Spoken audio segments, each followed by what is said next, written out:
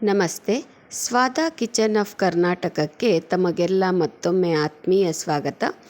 ಇವತ್ತು simple recipe best tea time snack kodubale ಮಾಡ್ತಾಯಿದ್ದೀನಿ.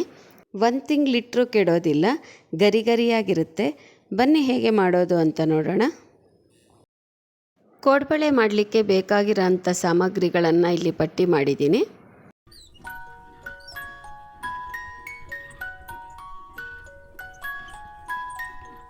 ಕೋಡ್ಬಳೆ ಮಾಡೋಕ್ಕೆ ಎಲ್ಲ ಸಾಮಗ್ರಿಗಳನ್ನು ಈ ಕಪ್ ಅಳತೆಯಲ್ಲೇ ತೊಗೊಂಡಿದ್ದೀನಿ.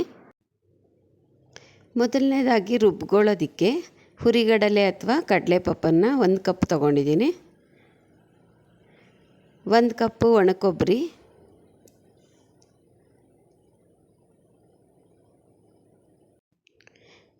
4ರಿಂದ 5 ಗುಂಟೂರು ಮೆಣಸಿನ್ಕಾಯಿ, ಹಾಗೆ ಕಲ್ಲರ್ಗೋಸ್ಕರ ಒಂದೇ ಒಂದು ಬ್ಯಾಡಗಿ ಮೆಣಸಿನ್ಕಾಯಿ ಹಾಕಿದ್ದೀನಿ. ಸ್ವಲ್ಪ ಹಿಂಗೆ ಹಾಕ್ತಾಯಿದ್ದೀನಿ. ಇದು ಬೇಡ ಅನ್ನೋರು ಸ್ಕಿಪ್ ಮಾಡ್ಬೋದು. ಇದಕ್ಕೆ ಸ್ವಲ್ಪ ನೀರು ಸೇರಿಸಿ ನುಣ್ಣಗೆ ಗ್ರೈಂಡ್ ಮಾಡ್ಕೋಬೇಕು.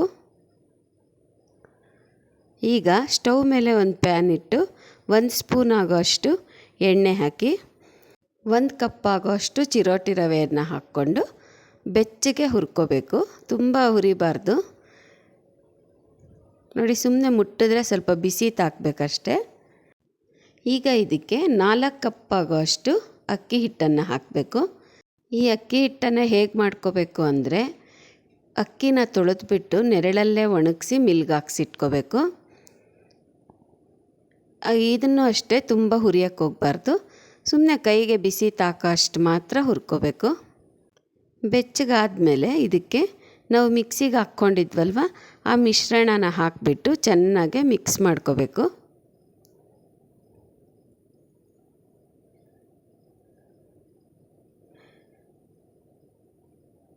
ಈಗ ಸ್ಟವನ್ನು ಆಫ್ ಮಾಡಿಬಿಟ್ಟು ಇದನ್ನು ಬೇರೆ ಪಾತ್ರೆಗೆ ಶಿಫ್ಟ್ ಮಾಡ್ಕೋಬೇಕು. ಇದಕ್ಕೆ ಸಣ್ಣಕ್ಕೆ ಹಚ್ಕೊಂಡಿರೋ ಕರಿಬೇವು ಮತ್ತು ಓಂಕಾಳನ್ನು ಅಂಗೈಯಲ್ಲೇ ಹಾಕ್ಕೊಬಿಟ್ಟು ಸ್ವಲ್ಪ ಉಜ್ಜಿ ಹಾಕಬೇಕು. ಹಾಗೆ ಇದಕ್ಕೆ ರುಚಿಗೆ ತಕ್ಕಷ್ಟು ಉಪ್ಪನ್ನು ಹಾಕ್ಕೊಂಡು ಚೆನ್ನಾಗಿ ಮಿಕ್ಸ್ ಮಾಡ್ಕೋಬೇಕು ಫಸ್ಟು.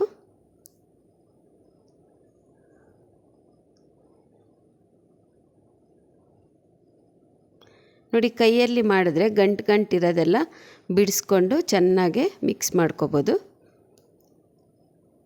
ಸ್ವಲ್ಪ ಸ್ವಲ್ಪನೇ ನೀರು ಹಾಕ್ಕೊಂಡೀಗ ಕಲಿಸ್ಕೋಬೇಕು. ನೀರನ್ನು ಒಂದೇ ಬಾರಿ ಹಾಕ್ಕೊಳಕ್ಕೆ ಹೋಗಬಾರ್ದು. ಚಪಾತಿ ಹಿಟ್ಟಿನ ಹದಕ್ಕೆ ಕಲಿಸ್ಕೊಂಡ್ರೆ ಸಾಕು. ಈ ಹಿಟ್ಟನ್ನು ಕೈಯಲ್ಲೇ ಚೆನ್ನಾಗಿ ನಾದುತ್ತಾ ಕಲಿಸ್ಕೋಬೇಕು. ಫುಲ್ ನೈಸ್ ಆಗಬೇಕದು. ಹಿಟ್ಟೇನಾದರೂ ಒರಟಾಗಿದ್ದರೆ ಕೋಡ್ಬಳೆಗಳು ಶೇಪ್ ಬರಲ್ಲ, ಮುರಿದೋಗ್ಬಿಡುತ್ತೆ. ನೋಡಿ, ಹೀಗೆ ಚೆನ್ನಾಗಿ ನಾದ್ಕೊಳ್ತಾ ಕಲಿಸ್ಕೋಬೇಕು.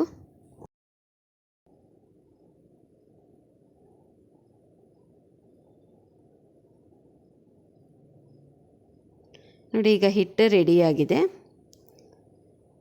ಈಗ ಕೋಡ್ಬಳೆ ಮಾಡ್ಕೊಳ್ಳೋದಕ್ಕೆ ನಾನು ಉಂಡೆಗಳನ್ನಾಗಿ ಮಾಡ್ಕೊತಾ ಇದ್ದೀನಿ. ದೊಡ್ಡ ಸೈಜ್ ಮಾಡ್ತೀವಿ ಅಂದರೆ ಸ್ವಲ್ಪ ಜಾಸ್ತಿ ಹಿಟ್ಟು ತೊಗೋಬೇಕು. ಚಿಕ್ಕ ಸೈಜ್ ಮಾಡ್ತೀವಿ ಅಂದರೆ ಸ್ವಲ್ಪ ಕಡಿಮೆ ತೊಗೋಬೇಕು. ನಾನು ನೋಡಿ ಮೀಡಿಯಮ್ ಸೈಜ್ ಮಾಡ್ಕೊತಾ ಇದ್ದೀನಿ. ಹೀಗೆ ಉಂಡೆ ಮಾಡ್ಕೊಳ್ಳೋದ್ರಿಂದ ಬೇಗ ಕೋಡ್ಬಳೆನ ಮಾಡ್ಕೋಬೋದು ನಾವು.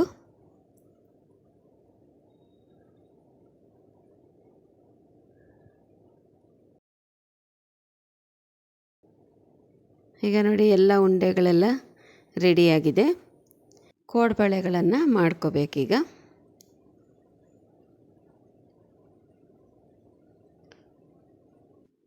ನೋಡಿ, ಈ ರೀತಿ ಮಾಡಿದಾಗ ಸ್ವಲ್ಪನೂ ಕೈಗೆ ಮೆತ್ಕೊತಾ ಇಲ್ಲ, ಅಂದರೆ ಹಿಟ್ಟನ್ನು ಚೆನ್ನಾಗಿ ಕಲಿಸ್ಕೊಂಡಿದ್ದೀವಿ ಅಂತ.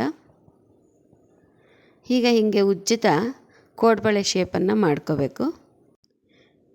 ನಮಗೆ ಯಾವ ಸೈಜಲ್ಲಿ ಬೇಕೋ ಆ ಸೈಜಲ್ಲಿ ಮಾಡ್ಕೋಬೋದು. ತುಂಬ ಸುಲಭವಾಗಿ ಮಾಡ್ಬೋದು. ಹಿಟ್ಟನ್ನು ಚೆನ್ನಾಗಿ ಕಲಿಸ್ಕೊಂಡಿದ್ರೆ ಹೀಗೆ ಕೋಡ್ಬಳೆ ಶೇಪ್ ಮಾಡೋದು ತುಂಬ ಸುಲಭ. ಮಣೆಗೂ ಮೆತ್ಕೊಳ್ಳಲ್ಲ, ಕೈಗೂ ಮೆತ್ಕೊಳ್ಳಲ್ಲ, ಆ ರೀತಿ ಇರುತ್ತೆ. ನಾವು ಹೇಗೆ ಮಾಡ್ಕೊಳ್ತೀವೋ ಹಾಗೆ ಬರುತ್ತೆ.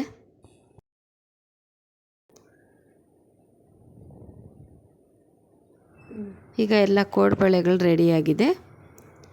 ಎಣ್ಣೆಗೆ ಹಾಕಿ ತೇಲಿಸ್ಕೊಳ್ಳೋದು. ಈಗ ಫಸ್ಟು ಎಣ್ಣೆ ಬಿಸಿ ಆಗಿದೆಯಾ ಇಲ್ವಾ ಅಂತ ಸ್ವಲ್ಪ ಚೆಕ್ ಮಾಡ್ಕೋಬೇಕು. ಎಣ್ಣೆ ಫುಲ್ ಬಿಸಿ ಆದಮೇಲೆ ಹಾಕಬೇಕು. ಕೋಡ್ಬಳೆ ಎಲ್ಲ ಹಾಕಿದ್ಮೇಲೆ ಮೀಡಿಯಮ್ ಫ್ಲೇಮ್ ಇಟ್ಕೊಂಡು ತೇಲಿಸ್ಕೋಬೇಕು. ಫುಲ್ ಹೈ ಫ್ಲೇಮಲ್ಲಿಟ್ಟರೆ ಕೋಡ್ಬಳೆ ಮೇಲೆ ಎಲ್ಲ ಕಲರ್ ಬಂದಿರುತ್ತೆ, ಒಳಗಡೆ ಬೆಂದಿರಲ್ಲ. ಈಗ ನೋಡಿ ಬಬಲ್ಸ್ ಎಲ್ಲ ಕಡಿಮೆ ಆಗ್ತಿದೆ ಅಂದರೆ ಕೋಡ್ಬಳೆ ಆಗಿದೆ ಅಂತ ಅರ್ಥ. ತುಂಬ ಗರಿ ಗರಿಯಾಗಿ ಬಂದಿದೆ.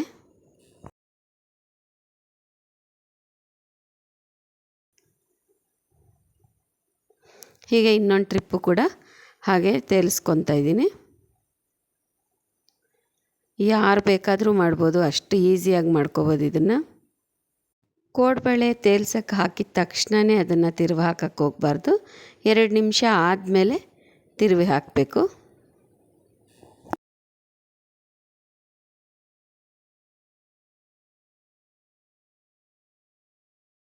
ತೇಲ್ಸೋವಾಗ ಮಾತ್ರ ಮೀಡಿಯಮ್ ಫ್ಲೇಮಲ್ಲೇ ಇಟ್ಕೋಬೇಕು.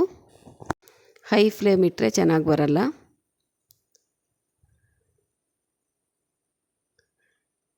ನೋಡಿ ಈಗ ಕೋಡ್ಬಳೆಗಳೆಲ್ಲ ರೆಡಿಯಾಗಿದೆ. ತುಂಬ ಕ್ರಿಸ್ಪಿಯಾಗೂ ಬಂದಿತ್ತು.